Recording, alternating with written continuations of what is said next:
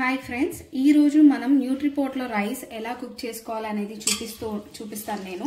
So ముందుగా నేను rice wash చేసుకుంటున్నాను. మంచిగా 2 టైమ్స్ వాష్ చేసుకోండి.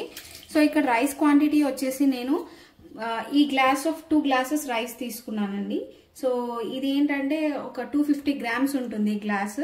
సో ఎగ్జాక్ట్ గా 250 grams. So 2 glasses of rice కి నేను 3.5 గ్లాస్ ఆఫ్ వాటర్ తీసుకుంటున్నాను. నేను మీకు ఇప్పుడు చూపిస్తాను. సో ఫస్ట్ అయితే నేను రైస్ ఒక 2 టైమ్స్ మంచిగా కడుగుతున్నాను.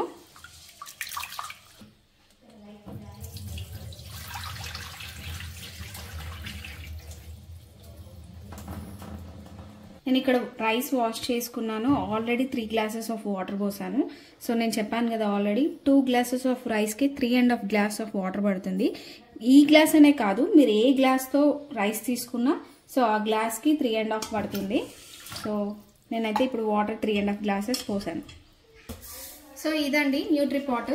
సో ఇది చాలా యూజ్ అవుతుంది మనకు. దీంట్లో నెంబర్ ఆఫ్ ఆప్షన్స్ ఉంటాయి. నేను ఒక్కొక్క ఆప్షన్ ఎలా యూజ్ చేయాలనేది ఫర్దర్ గా నేను వీడియోస్ పెట్టి మీకు చూపిస్తాను. ప్రెసెంట్ అయితే మనకు రైస్ ఆర్ పులావ్ ఆప్షన్ ఉంది. సో ఈ ఆప్షన్ యూజ్ చేసి మనం రైస్ డైలీ ఎలా కుక్ చేసుకోవచ్చు అండ్ మనకు ఎంత ఈజీగా ఇది వర్క్ అవుతుంది అనేది చూపిస్తాను. సో దీనికి న్యూట్రిపాట్ కి మనకు ఒక వెజిల్ అయితే ఇస్తాడండి. సో ఇప్పుడు నేను ఈ వెజిల్ పెట్టుకుంటున్నాను. సో దీంట్లో ఏంటంటే ఈ వెజిల్లో ఏంటంటే డైరెక్ట్ మనం రైస్ కుక్ చేసుకోవచ్చు.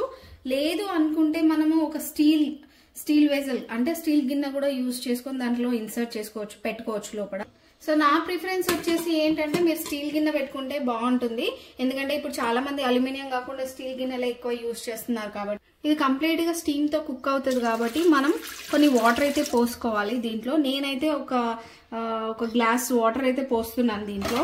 సో నెక్స్ట్ దీంట్లో నేను రైస్ అయితే గిన్నె పెట్టేస్తాను. సో ఇప్పుడు నేను రైస్ గిన్నె అయితే పెట్టేస్తున్నాను అండి దీంట్లో. సో ఇది ఏంటంటే కరెక్ట్ గా ఎడ్జ్ వరకు ఉంటే బాగుంటుంది, లేదంటే కొంచెం చిన్నగా ఉన్న గిన్నె కూడా బాగుంటుంది. కొంచెం పెద్దగా అయిందంటే మనం ఈ లిడ్ పెట్టడానికి కష్టం అవుతుంది. సో చాలా మందికి లిడ్ పెట్టడము తీయడం కూడా రాదండి. ఇది కొత్తలో తీసుకున్న వాళ్ళకి నేను చూపిస్తున్నాను.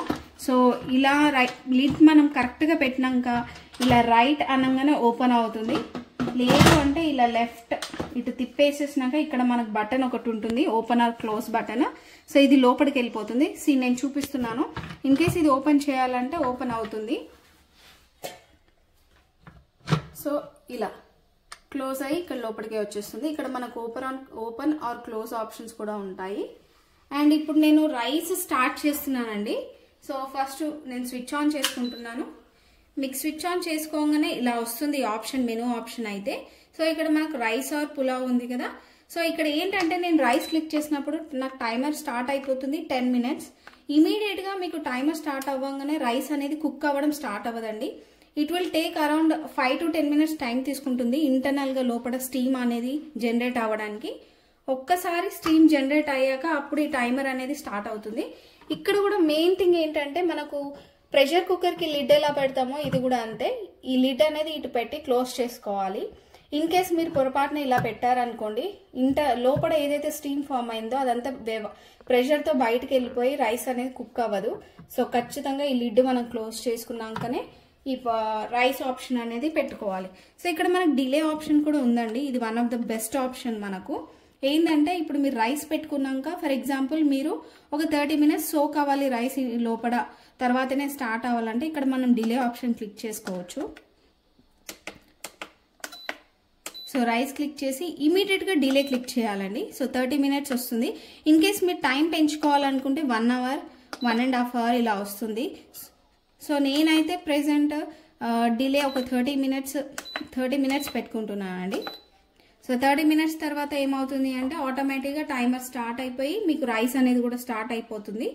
వన్స్ అయిపోయాక మీకు నేను చూపిస్తాను ఇది ఎలా ఓపెన్ చేయాలి, రైస్ ఎలా అయ్యింది, లిడ్ కూడా ప్రెషర్ ఎలా వస్తుంది అనేది. ఈ టైమర్ కూడా ఫినిష్ అయ్యాక మనకు రైస్ కుక్ అయిందా లేదా అనేది కూడా ఇక్కడ మనకు డిస్ప్లేలో ఏం వస్తుంది అనేది కూడా నేను మీకు చూపిస్తాను క్లియర్ గా. యా, సో చూసారు కదా ఫ్రెండ్స్. సో నేను 30 మినిట్స్ డిలే పెట్టాను. సో రైస్ కుక్ అయిపోయింది. మనకి ఇక్కడ బీబీ అని వచ్చింది. బీబీ అంటే ఇక్కడ ఏం లేదు, కీప్ వార్మ్ ఆర్ క్యాన్సిల్ అనమాట.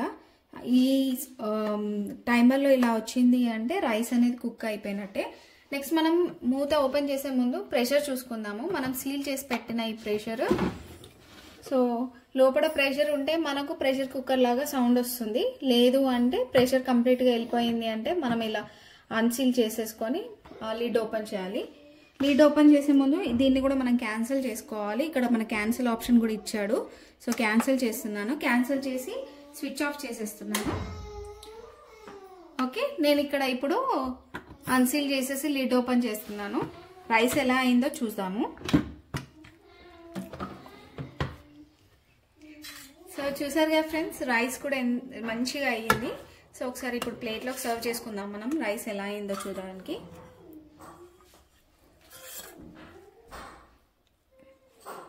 చూడండి, రైస్ చక్కగా మంచిగా పూల్గా అయ్యింది. ఎక్కడ వాటర్ ఎక్కువ కాకుండా తక్కువ కాకుండా మనం కరెక్ట్ క్వాంటిటీతో వాటర్ పోసి, వాటర్ స్టీమ్కి కూడా లోపల కరెక్ట్ క్వాంటిటీతో పోస్తే మనకు రైస్ అనేది మంచిగా ఇలా అవుతుంది. మీరు కూడా ఒకసారి ట్రై చేసి చూడండి. Subscribe to our channel, like and share the videos. Thank you.